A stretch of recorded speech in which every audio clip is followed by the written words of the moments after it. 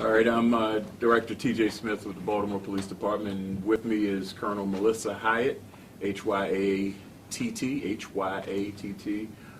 She is the Chief of Patrol. And what we're here today to do is provide an update on a fatal crash from last evening.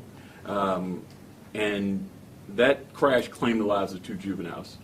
We thought it was important that we bring you out here to discuss that because that's a sad set of circumstances, of course, that occurred.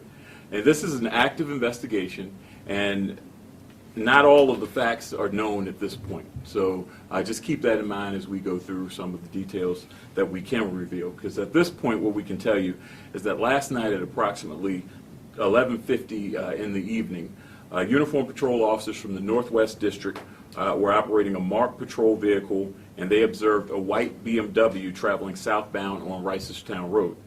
Officers recognized that vehicle as fitting the description of a Be on the Lookout, or BOLO, as being stolen earlier in the day at 11:30 a.m. on the 16th in the Northwest District where they were. The information had been relayed to officers in roll call earlier that day.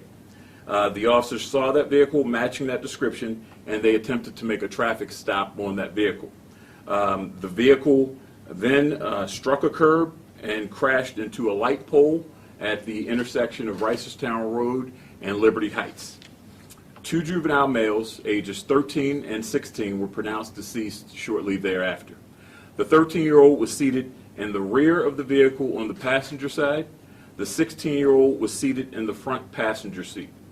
The driver, identified as a 16-year-old male from Baltimore, did not sustain any injuries, but was transported precautionary to a local hospital for observation.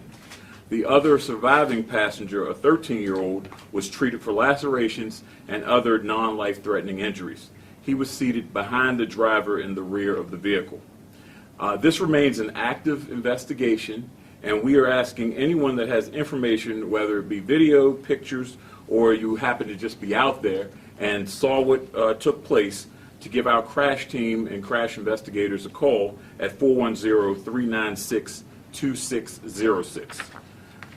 The bottom line in this scenario is that 2 teenagers are deceased and 2 families are grieving, and we're working to collect all of the evidence as we continue to work through this investigation.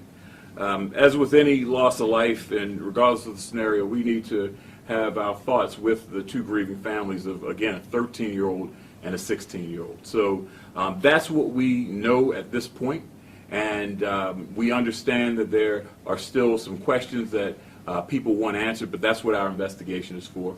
Again, we're about 12 hours or so into our crash investigation, and we're just hoping anyone else that has evidence might be able to help us piece this together. We were able to find some evidence out there in the social media world already, and we're looking for additional to help us piece this together, because again, we're talking about a 13-year-old and a 16-year-old.